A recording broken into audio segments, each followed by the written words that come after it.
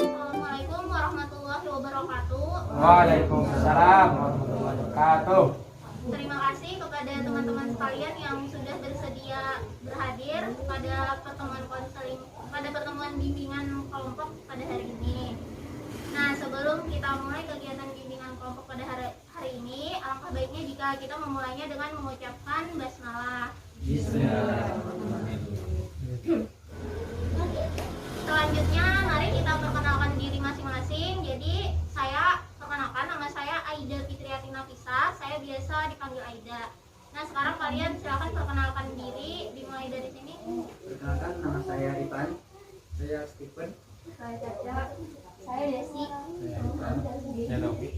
Saya Abdul. Saya Tiara. Oke, terima kasih. Jadi, kita sudah saling mengenal satu sama lain. Selanjutnya, saya mau nanya nih kepada kalian. Sebelum ini, apakah kalian sudah pernah melakukan yang namanya bimbingan kelompok? Oh, belum. Nah, jadi kalau begitu biar saya jelaskan dulu apa itu bimbingan kelompok.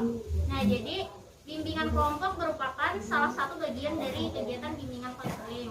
Nah, yang mana kegiatannya itu merupakan suatu kegiatan yang diberikan pada sejumlah individu seperti kita ini dalam bentuk kelompok, yang mana dalam hal ini kita itu memanfaatkan yang namanya dinamika kelompok, atau yang mana dinamika kelompok itu dilakukan oleh pemimpin kelompok, dan di sini sayalah yang berperan sebagai pemimpin kelompok.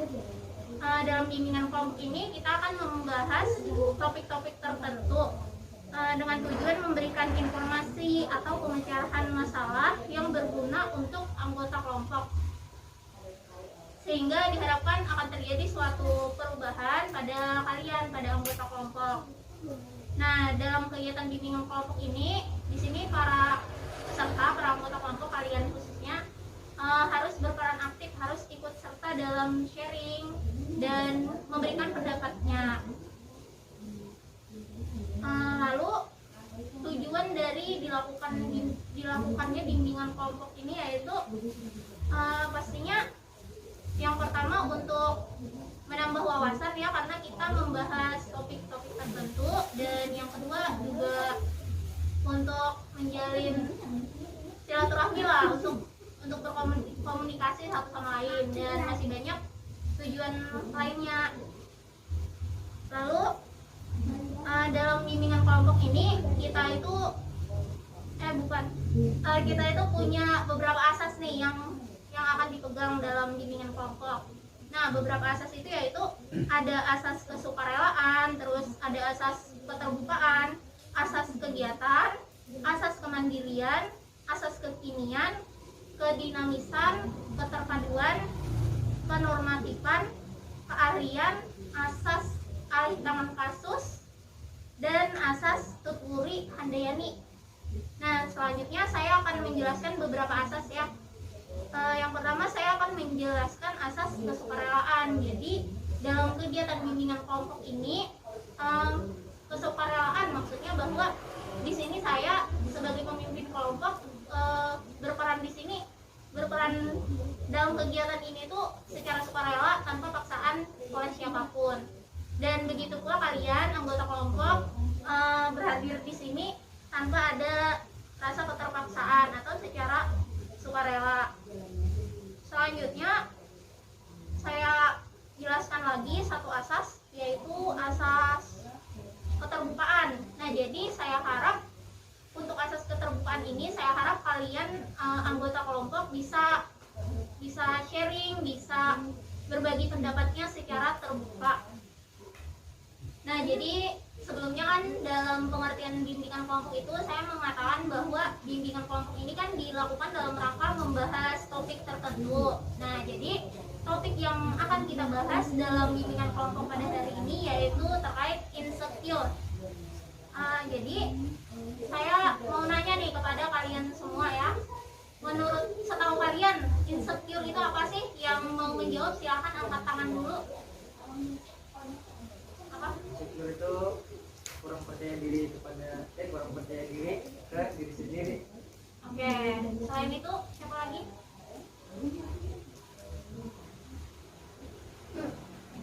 Apa? Insecure itu ketika diri melihat seseorang yang lebih bagus dari dirinya hingga menimbulkan rasa tidak aman. Iya, baik. Ada lagi? Nggak ada. Oke, jadi tadi di antara 8 anggota ini udah berpendapat kan tentang insecure. Tadi 2 orang udah berpendapat. Nah, jadi benar sekali tuh yang mereka sampaikan. Nah, lebih tepatnya insecure itu adalah rasa cemas, rasa tidak mampu dan kurang percaya diri, serta perasaan tidak aman terhadap diri sendiri. Selanjutnya terkait topik yang sama nih, kita bahas lagi terkait cara mengatasi insecure. Nah, di sini saya mau nanya lagi, saya harap kalian bisa berperan aktif ya, lebih dari 2 orang lah yang menjawab. Jadi menurut kalian sendiri gimana sih cara mengatasi rasa insecure itu? Yang bisa jawab silakan angkat tangan.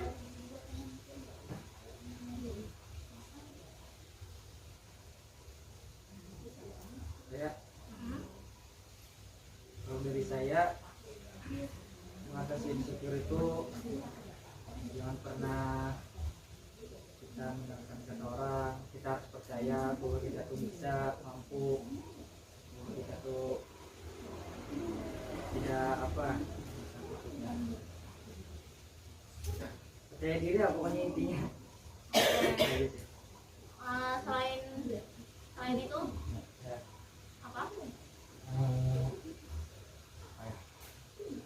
Sadari bahwa diri Anda tuh dan berharga. Oke, bagus. Selain itu, ayo teman-teman aktif. Mungkin lebih menemukan bahwa manusia ini diciptakan tidak sempurna.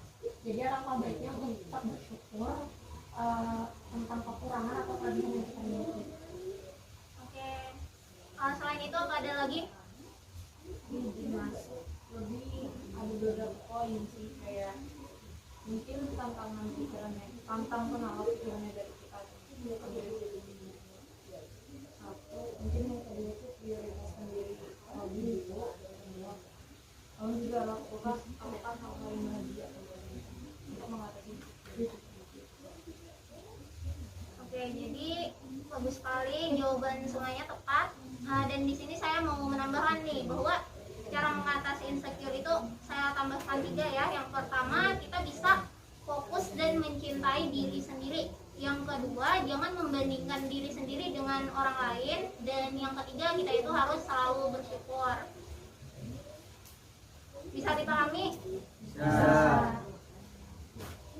Nah, selanjutnya kita membahas terkait penyebab dari insecure itu sendiri. Nah, berhubung di sini kalian itu sebagai anggota kelompok dituntut untuk ikut serta aktif dalam diskusi bimbingan kelompok ini. Jadi saya mau mengajukan pertanyaan lagi. Jadi menurut kalian nih, penyebab dari insecure itu apa sih? Silakan angkat tangan yang mau menjawab. Apa? Salah satu penyebab rasa insecure itu berasal dari peristiwa krisis dan traumatis. Oke, selain itu Mungkin karena melihat seorang teman atau orang lain yang lebih bagus daripada dirinya sendiri. Jadi menimbulkan rasa tidak percaya diri. Selain itu siapa lagi?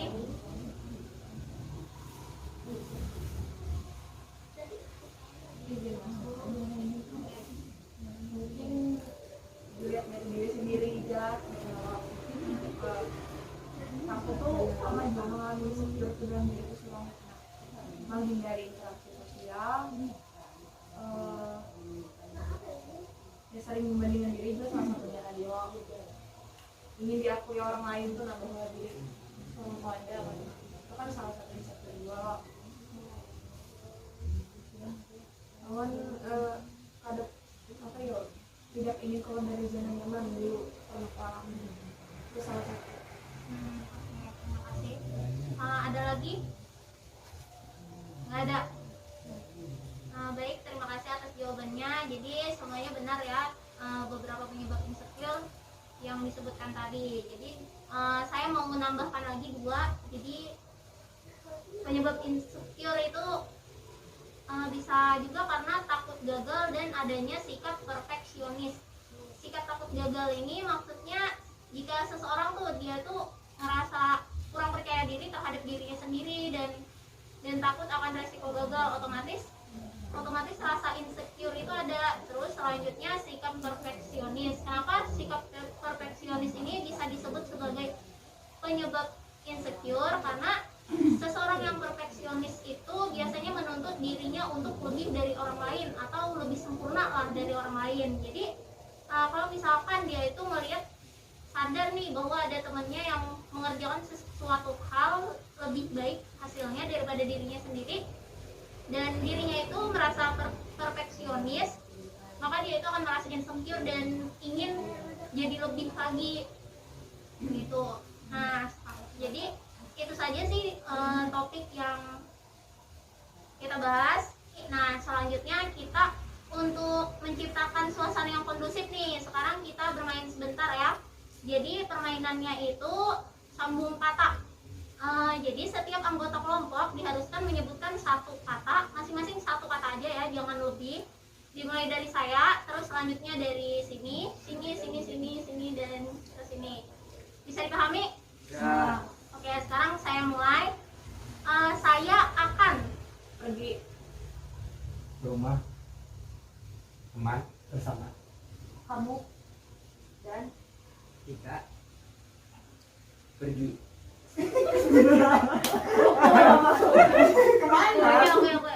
Oke. Kita ulang ya, kita ulang sekali lagi sampai kita bisa menciptakan kalimat yang pas gitu. Sekarang gilirannya diubah dari saya ke sini, terus seterusnya. Ayo fokus. Nah, sekarang hari ini Saya membiasakan diri keluar. Rumah di pagi di pagi dulu kata satu kata aja. Nah, agar ulang lagi. Hari ini saya pergi Bersama Mantan. dan teman yang Tamat. Oke, udah itu aja. Jadi tadi udah nyambung ya kalimatnya. Kita satukan kalimatnya. Jadi tadi apa?